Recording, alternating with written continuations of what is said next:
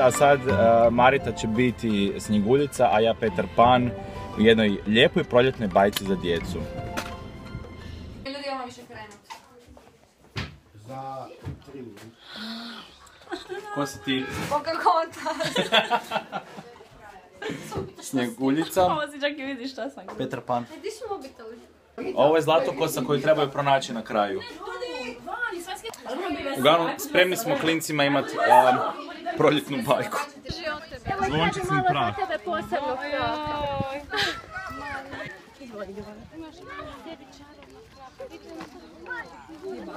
Ko je ljut?